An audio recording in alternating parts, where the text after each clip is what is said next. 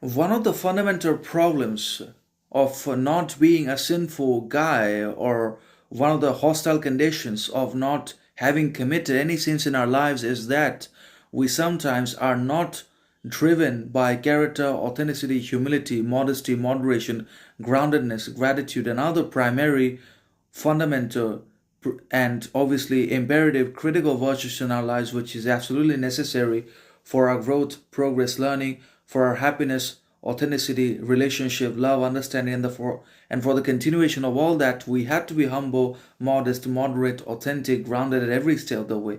But then again, when we are not sinful, when we just have not committed or done any sins, wrongs, evils, wickednesses at all, either to ourselves or to the others, then we become sometimes arrogant, ignorant, proud, vain, unnecessarily, unreasonably.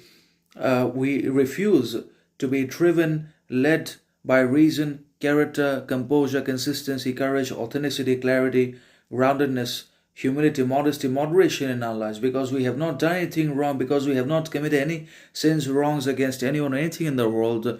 We suddenly and somewhat become ignorant, arrogant, proud, vain, and obviously we're not really humble, grounded, modest, grateful anymore towards ourselves for our successes, overcoming conquests in our lives, or for the others' differences either.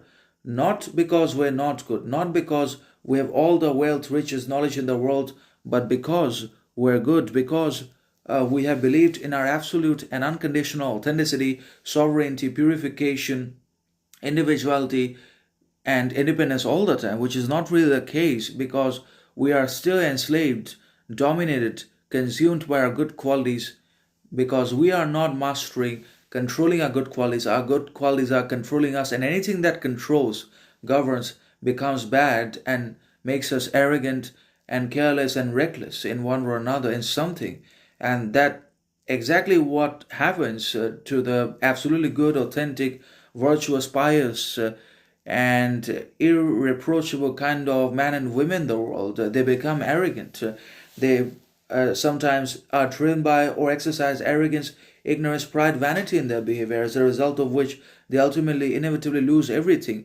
Not because they were bad, or not because they are still bad, wicked, but because they have given in to what they could not control, to what they could not just bring into submission, dominance, and they are now being enslaved by all that authenticity, power, good, which they fail to control, which they failed absolutely to bring into submission. So that's how sin works.